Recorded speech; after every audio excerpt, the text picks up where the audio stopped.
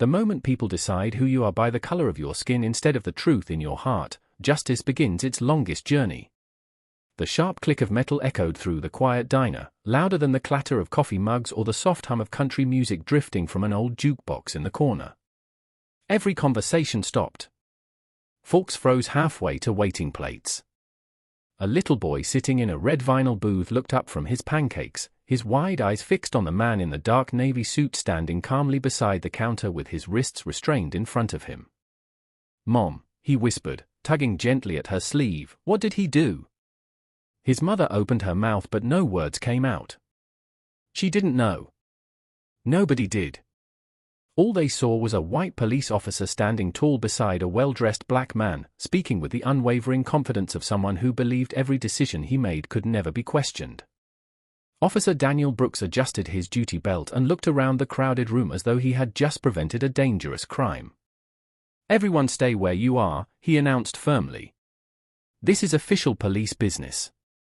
The silence that followed carried something heavier than curiosity. It carried assumption. Some customers exchanged uncertain glances. Others quietly reached for their phones, not wanting to interfere but unable to look away. Behind the cash register, the waitress who had served breakfast only moments earlier stared in disbelief. She remembered how polite the man had been. He had smiled when she refilled his coffee. He had thanked the cook as he walked past the open kitchen. He had even left a generous tip before finishing half his meal. Nothing about him had suggested trouble. Across the room, steam continued to rise from a forgotten cup of black coffee sitting beside an untouched plate of eggs and toast. The meal was still warm, but its owner no longer sat at the booth. Senator Marcus Ellington remained remarkably composed despite every pair of eyes following him. His tailored charcoal jacket showed no sign of panic. His breathing remained slow and steady. Even now, standing in the middle of the diner with strangers silently judging. What they did not understand, he refused to let anger speak louder than dignity. Officer Brooks glanced toward him with visible impatience. "You had every chance to cooperate," he said. Marcus met the officer's eyes without raising his voice. "I've cooperated from the beginning." "Then you won't mind answering a few more questions?" Marcus nodded once. "Questions never bothered me. Assumptions usually do." The words lingered in the air longer than anyone expected. For just a second, even the officer seemed uncertain how to answer. Then he dismissed the feeling with a slight shake of his head. Outside, morning sunlight reflected off parked pickup trucks and family sedans lining the small-town parking lot. Inside, time seemed to slow. Nobody realized that less than 30 minutes earlier this had been nothing more than an ordinary breakfast stop before an important meeting. Nobody knew that a single phone call was already racing toward this quiet diner, carrying the kind of truth capable of changing every life inside before the coffee had time to grow cold. 30 minutes earlier the morning had felt almost ordinary. The sun had just begun to warm the sidewalks of Ashford, Georgia, casting long shadows across Main Street as local businesses unlocked their front doors. Farmers drove pickup trucks through quiet intersections. Retirees gathered outside the hardware store exchanging familiar greetings. It was the kind of small American town where people believed they recognized every face, even when they did not. Marcus Ellington parked his dark gray sedan across the street from the diner and paused for a moment before stepping out. His schedule for the day was packed with committee meetings, interviews, and a policy discussion at the state capitol less than an hour away, but he had insisted on making one stop before the long day began. This diner had become a quiet tradition whenever he traveled through the region. The coffee was always fresh, the biscuits tasted homemade, and for a few peaceful minutes nobody expected speeches, cameras, or official statements. As he crossed the street, he noticed the American flag outside the post office moving gently in the morning breeze. It reminded him of something his father used to say. "Respect for a country begins with respect for the people standing beside you." Marcus smiled quietly at the memory before pushing open the diner's glass door. A small brass bell chimed overhead. Warm aromas of bacon, cinnamon, and fresh coffee filled the room instantly. Sarah Collins looked up from behind the register and recognized him immediately, though she never treated him differently from anyone else. "Good morning, Mr. Ellington," she said with a welcoming smile. "The usual booth?" Marcus nodded. "If it is available." "For you, always." He thanked her with the same calm humility that had become part of his reputation long before politics entered his life. Within minutes a steaming cup of black coffee rested beside him, followed by eggs, wheat toast, and fresh fruit. He spent several minutes reviewing handwritten notes inside a worn leather folder rather than scrolling through a phone. Every sentence concerned the same issue that had guided much of his career: rebuilding trust between communities and public institutions. He believed change happened one conversation at a time, not one headline at a time. At another booth, an elderly couple quietly admired his manners without recognizing his face. Near the window, a high school teacher graded quizzes while sipping orange juice. A group of construction workers laughed over weekend football scores. Life flowed naturally, uncomplicated by politics or status. Marcus preferred it that way. His security detail remained deliberately out of sight several blocks away, respecting his request for privacy during routine stops like this one. Only his chief of staff, Angela Brooks, knew his exact schedule that morning, and she was driving separately after finishing a phone call with the governor's office concerning the afternoon meeting. As Marcus folded his notes and reached for his coffee, the front door opened once more. A man near the entrance lowered his newspaper just enough to study Marcus for several uncomfortable seconds. Another customer noticed the same glance. Nothing had happened, yet something invisible had shifted. Sometimes prejudice did not arrive with loud voices or obvious accusations. Sometimes it entered quietly, carried by assumptions that spread faster than facts. Marcus sensed the atmosphere changing before anyone else seemed to notice. He had experienced that feeling more times than he cared to count, and although he hoped he was mistaken, experience had taught him that the longest mornings often began with the smallest misunderstandings. The man near the entrance quietly folded his newspaper and walked toward the counter, never taking his eyes off Marcus. He leaned closer to Sarah Collins and spoke in a voice that was intended to be discreet but carried farther than he realized. "I do not know him, and he has been sitting there watching everyone since he came in." Sarah frowned gently.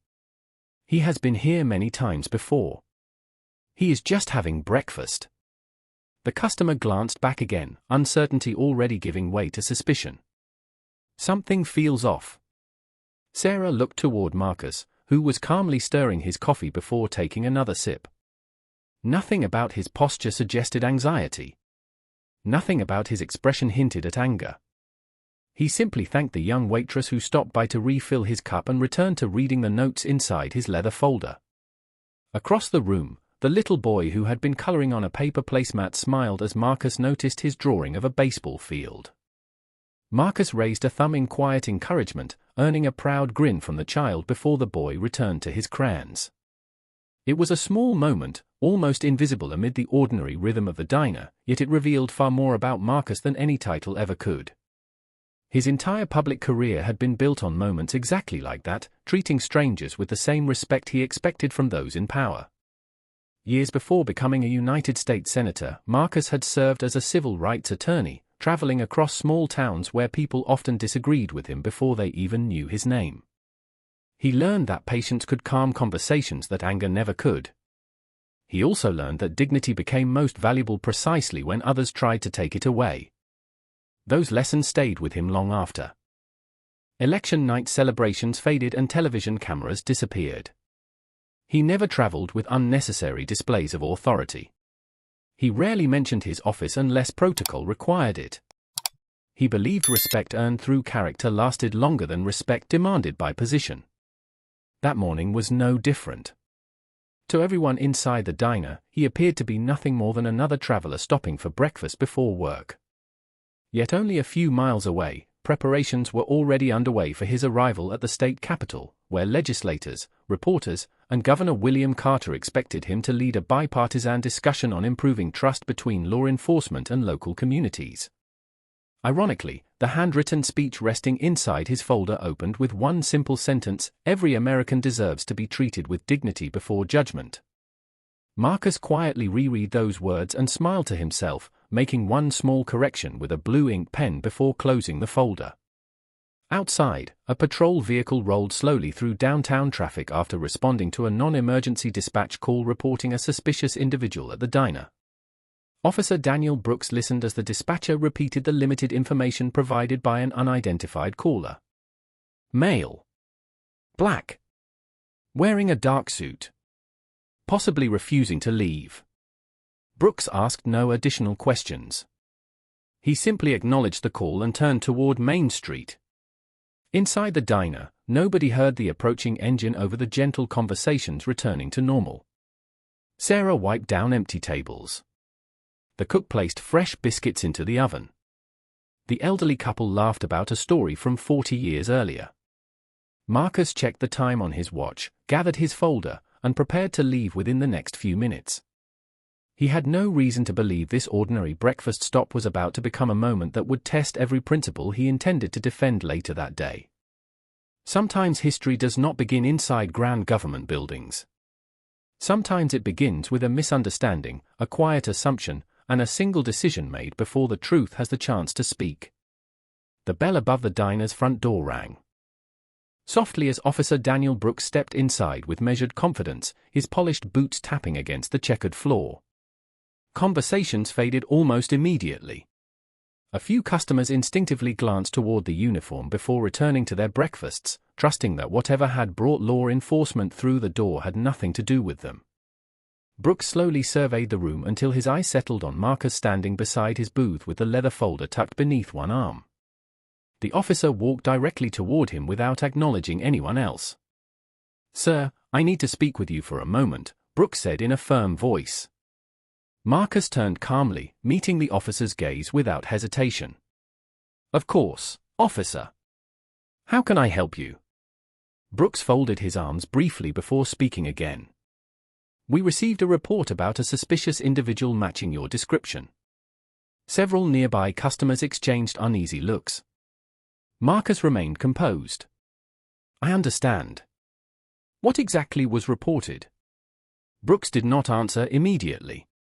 Instead, his attention shifted to the folder in Marcus's hand, then to the suit, then back to Marcus himself, as though searching for confirmation of a conclusion he had already reached. "I need to see your identification." Marcus nodded politely. "Certainly." He carefully reached toward the inside pocket of his jacket. Before his hand could reach the wallet, Brooks raised his voice. Slowly. The room grew noticeably quieter. Even the cook paused behind the serving window. Marcus stopped exactly where he was and looked directly at the officer. "I am simply retrieving my identification, just as you requested." Sarah Collins stepped cautiously from behind the counter. "Officer, he has been here the whole time. He has not caused any problems." Brooks acknowledged her only with a quick glance. "I will handle this."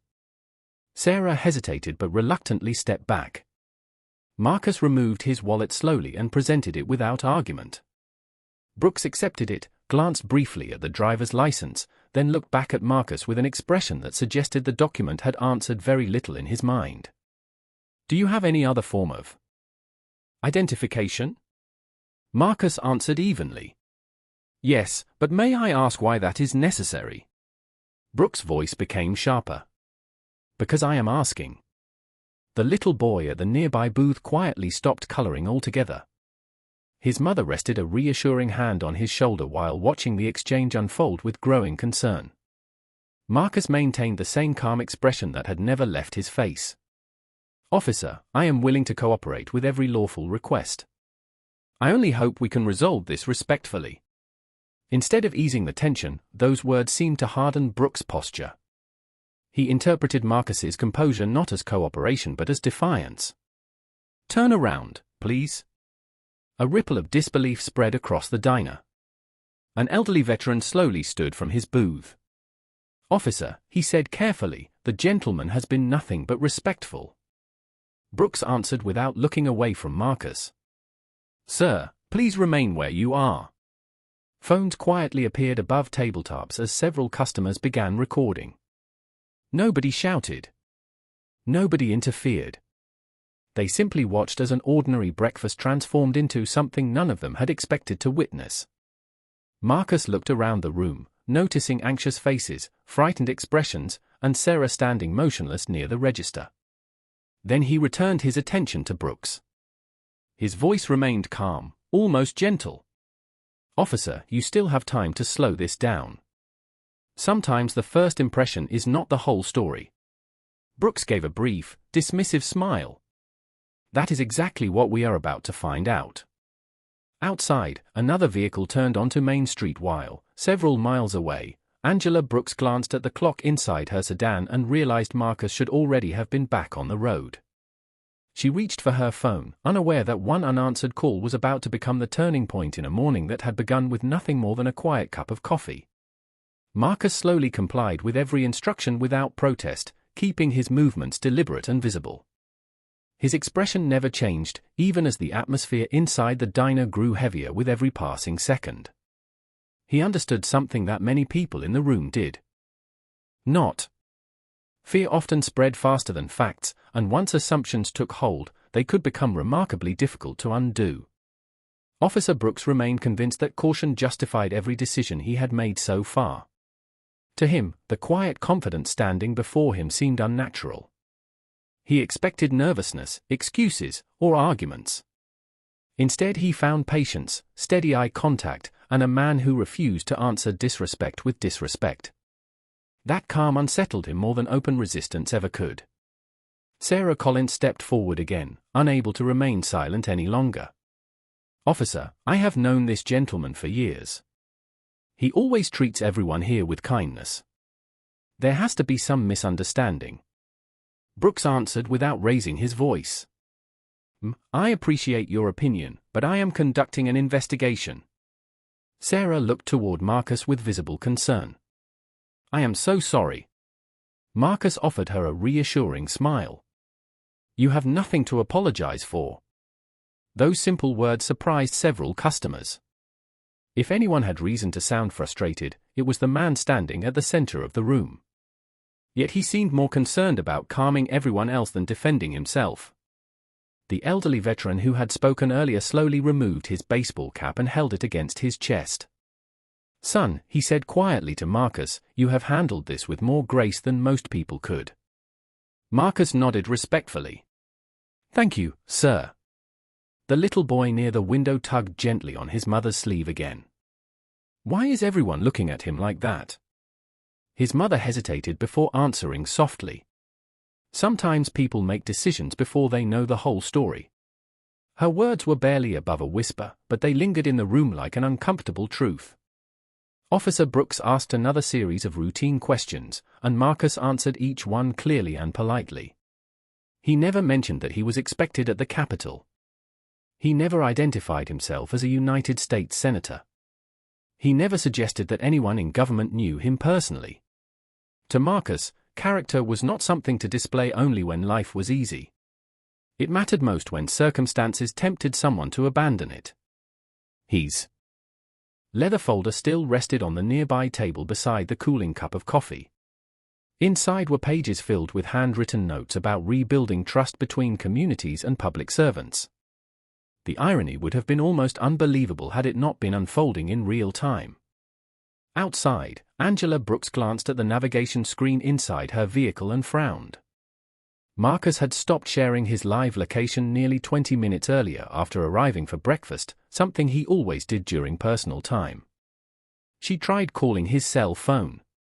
It rang once before going to voicemail. She immediately called again. Inside the diner, Marcus felt the gentle vibration of his phone in his jacket pocket but made no attempt to reach for it. Officer Brooks noticed the sound. "Leave it where it is," he instructed. Marcus simply replied, "Very well." The ringing stopped, only to begin again seconds later. Then it stopped once more. Angela lowered her phone, growing increasingly uneasy. She knew Marcus never ignored repeated calls before an important meeting unless something prevented him from answering. Without waiting another moment, she started the engine and headed toward the diner. Back inside, another customer quietly checked the time. The morning crowd had grown completely silent. Breakfast plates remained untouched. Coffee continued to cool. Every eye stayed fixed on the unfolding encounter, while just beyond the quiet walls of the little diner, events had already begun moving in a direction that none of them could possibly imagine. Outside, the morning traffic continued moving through downtown Ashford as though nothing unusual had happened, but inside the diner the passage of time felt strangely suspended. The second missed call to Marcus had already become a third, and then a fourth. Angela Brooks tightened her grip on the steering wheel as she drove toward Main Street, replaying the morning schedule in her mind. Marcus had never missed a policy briefing, never ignored repeated calls before a meeting with the governor, and never failed to notify his staff if plans changed. Something was wrong. At the same moment, inside the governor's office, an aide glanced at the conference room clock before quietly approaching Governor William Carter. "Sir, Senator Ellington has not arrived, and his office is not answering." The governor frowned. That was unlike Marcus. Their partnership had been built on years of mutual respect, and punctuality had always been one of the senator's defining habits. "Try his chief of staff," the governor replied. Within seconds the call reached Angela through the hands-free system in her car. "Governor Carter," she answered, her voice steady despite her growing concern. "I cannot reach Senator Ellington. I am heading to the diner where he stopped for breakfast." A brief silence followed before the governor spoke again. "Call me the moment you find him." Back inside the diner, Officer Brooks continued reviewing Marcus's identification while speaking into his shoulder radio. The dispatcher's voice crackled through the speaker, requesting additional information. Brooks responded confidently, convinced he was handling an ordinary situation. He never noticed that the dispatcher repeated one question twice. "Can you confirm the individual's full name?" Brooks glanced at the driver's license again but answered only with a partial response before ending the transmission. The incomplete information left the dispatcher uncertain. She entered the name into the statewide database, expecting an ordinary record. Instead, several administrative notifications immediately appeared across her screen. Her expression changed. She leaned closer to the monitor and carefully read the information again to make sure she had not misunderstood. Rather than making assumptions, she picked up the phone and contacted her supervising communications officer. Inside the diner, Marcus remained remarkably composed. He noticed worried expressions all around him and spoke softly enough for only the nearest customers to hear. "Please do not let this ruin your morning. Everyone here deserves a peaceful breakfast." Sarah felt tears beginning to gather in her eyes. She had witnessed disagreements before, but never someone responding with such quiet grace under uncomfortable circumstances.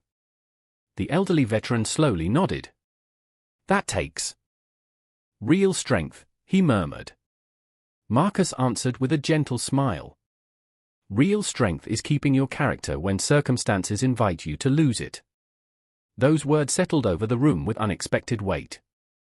Even customers recording the scene lowered their phones slightly, sensing that they were witnessing something larger than a routine police encounter. Outside, Angela's sedan finally turned onto Main Street. She immediately recognized Marcus's vehicle parked across from the diner.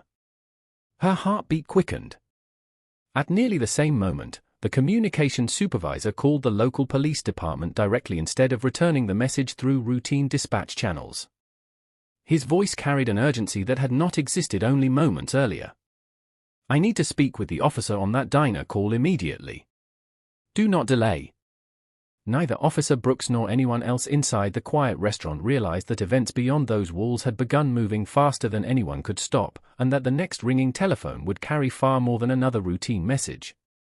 It would bring the truth into a room where assumptions had spoken for far too long. The sharp tone of Officer Brooks' portable radio suddenly broke the silence. "Unit 12, acknowledge immediately," the dispatcher said, her voice noticeably different from before. Brooks pressed the transmit button without taking his eyes off Marcus. "Unit 12, go ahead." There was a brief pause. "Stand by for a priority call from headquarters." Brooks frowned. A routine investigation almost never escalated that quickly. Before he could respond, the department-issued cell phone clipped to his uniform began ringing. He glanced at the screen and saw the number for the police communications supervisor. Confident that it was nothing more than a procedural update, he answered without hesitation. "Officer Brooks speaking." The voice on the other end sounded controlled but urgent. "Officer, I need you to tell me exactly who is standing in front of you." Brooks looked toward Marcus. Middle-aged male. Black. Business attire. Cooperating. Another pause followed. "Read me the full name from the identification." Brooks lowered his eyes to the driver's license and read it aloud for the first time. The silence that followed felt unusually long. Finally, the supervisor spoke again, each word slower than the last. "Officer, remain exactly where you are. Do not make any further decisions until you receive additional instructions." Brooks felt a flicker of confusion. "Is there a problem?" "Stay on the line." Across town, Governor William Carter had already been informed that Marcus had been located. Angela Brooks had reached the diner parking lot only moments earlier and was rushing toward the entrance while speaking to the governor through her hands-free earpiece. "Governor, his vehicle is here. Something has happened." The governor did not hesitate. "Keep me connected." Inside police headquarters, the communications supervisor entered the governor's direct number into a secure conference line. Seconds later, the supervisor's phone vibrated. He answered immediately. "Governor Carter." "Patch me through to the officer now." Back inside the diner, every customer sensed that something had changed. Officer Brooks' confident posture began to soften, not because anyone had challenged him, but because the certainty that had guided every decision was beginning to disappear. His phone chimed again. The supervisor spoke quietly. "Officer Brooks, you are about to receive a direct call. Answer it immediately." Almost instantly, another incoming call appeared on the screen. The caller identification displayed only one word. "Governor." Brooks stared at it for a heartbeat before accepting. "Governor Carter," came the calm, unmistakable voice. There was no anger. No shouting. Only complete authority wrapped in absolute composure. "Officer Brooks, I need you to answer one question honestly. Is Senator Marcus Ellington standing in front of you right now?" Brooks slowly lifted his eyes toward Marcus, whose expression remained peaceful, almost sympathetic. For the first time that morning, Brooks looked at the man instead of the assumptions he had carried into the diner. His mouth became dry. "Sir." "I?" Governor Carter continued before he could finish. "The man standing before you is one of the United States senators leading today's bipartisan public safety session with me at the state capitol. He has spent years working to strengthen trust between law enforcement and the communities you serve. I suggest you listen carefully to your next instructions." The entire diner stood frozen. Even those who could not hear the governor's words recognized that everything had changed. Sarah covered her mouth with both hands. The elderly veteran slowly closed his eyes. The little boy looked from Marcus to the officer with innocent confusion, sensing that the adults had suddenly realized something important. Marcus never smiled in triumph. He never celebrated being recognized. He simply stood with the same quiet dignity he had carried from the moment he walked through the diner's front door, proving without speaking a single boastful word that true character never depends on whether the world already knows your name. For several long seconds, nobody moved. The only sound inside the diner was the quiet hum of the refrigerator behind the counter and the faint hiss of fresh coffee still warming on the burner. Officer Daniel Brooks lowered the phone from his ear as though it had suddenly become heavier than he could carry. Every certainty he had walked through the front door with had disappeared in less than a minute. He looked at Marcus Ellington again, but this time he no longer saw a stranger.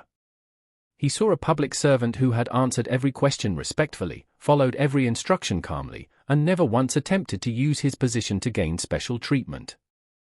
The realization settled over the room with remarkable force. Angela Brooks pushed through the entrance, her eyes immediately finding Marcus. Relief washed across her face before concern replaced it. She hurried toward him, stopping only long enough to make certain he was unharmed. "Senator, are you all right?" she asked quietly. Marcus nodded with the same calm expression he had maintained throughout the morning. "I am fine, Angela. Thank you for coming." The governor remained on the line with the communication supervisor, requesting that the local department send its commanding officer to the diner immediately. Within minutes another patrol vehicle arrived outside, followed closely by an unmarked department sport utility vehicle. Deputy Police Chief James Walker stepped inside with measured urgency, taking in the silent room before walking directly toward Officer Brooks. The deputy chief spoke calmly, without raising his voice or creating unnecessary drama. "Officer Brooks, I need you to step aside for a moment." Brooks complied immediately. James listened briefly as the communication supervisor summarized what had happened. He then turned toward Marcus with genuine respect. "Senator Ellington, on behalf of this department, I sincerely apologize for what occurred this morning. We will conduct a full review of every decision made here." Marcus acknowledged the apology with a slight nod. "I appreciate your willingness to address it professionally." James then faced Officer Brooks once more. "Effective immediately, you are relieved of duty pending an administrative investigation. Please surrender your department-issued equipment according to policy." The words were firm but respectful.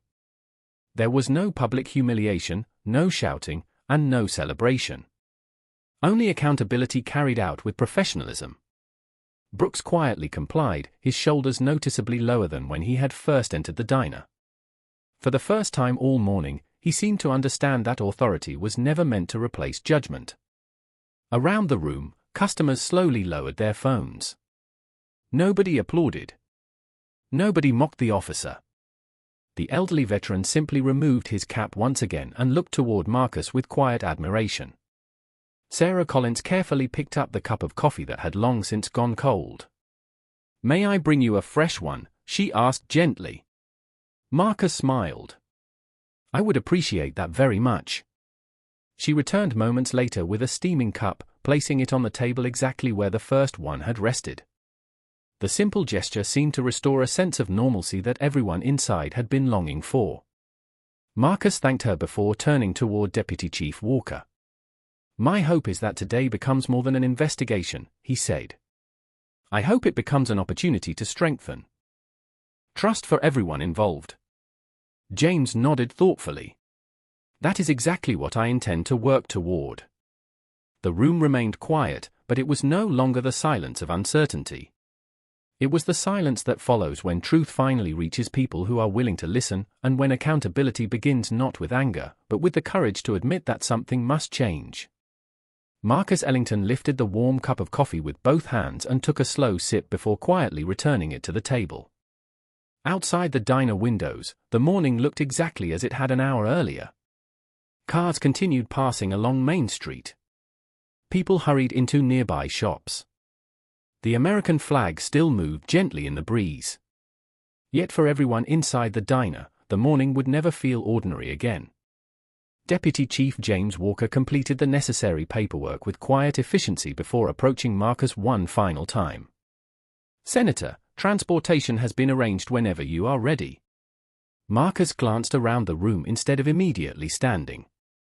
His eyes rested briefly on Sarah Collins, the elderly veteran, the young teacher grading papers, the construction workers, and finally the little boy who had asked the simplest question of the entire morning.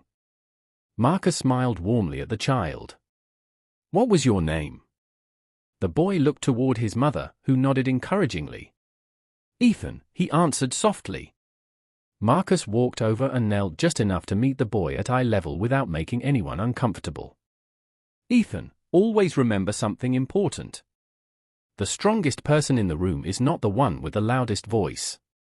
It is the one who treats others with respect even when respect is difficult." The boy nodded carefully, as though committing every word to memory.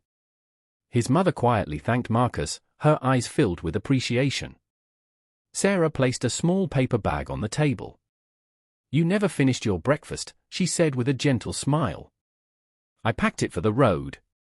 Marcus laughed softly for the first time that morning. Then I suppose the meeting will have to wait until I finish these biscuits. The room shared a quiet moment of relief. The tension that had filled the diner slowly gave way to something gentler, something closer to hope. Before leaving, Marcus turned toward Deputy Chief Walker. I do not want today remembered because of me. I want it remembered because everyone here has the opportunity to make tomorrow better. James answered without hesitation. You have my word. We will learn from this. As Marcus walked toward the door, Officer Daniel Brooks remained nearby, no longer wearing the confidence that had accompanied him earlier. Their eyes met one final time. Brooks spoke quietly, his voice carrying genuine regret. Senator, I cannot change what happened this morning, but I am truly sorry. Marcus studied him for a moment before responding. Growth begins when honesty replaces pride. I hope today becomes the beginning of that journey for you. There was no triumph in his voice, only sincerity. Brooks lowered his head with a silent nod. Marcus stepped outside into the bright Georgia sunshine where Angela opened the passenger door of the waiting vehicle. Across the street, several reporters had begun arriving after hearing fragments of what had occurred, but Marcus simply entered the car without making a statement. He had another responsibility waiting for him. Less than 30 minutes later, he stood before lawmakers, law enforcement leaders, and community advocates at the state capitol. He began his prepared remarks by setting aside the written speech he had carefully revised over breakfast. Instead, he spoke from the heart. Trust cannot be demanded by authority. It must be earned through fairness, humility, and the courage to see one another as human beings before anything else. The room remained completely silent as his words settled over every listener. Long after the meeting ended and long after the diner returned to serving ordinary breakfasts, those who had witnessed that morning carried one lesson they would never forget. Titles may reveal influence, uniforms may represent responsibility, but character is revealed long before either one is known. Because real justice does not begin when someone important is recognized. Real justice begins the moment every person is treated with equal dignity, whether the world knows their name or not.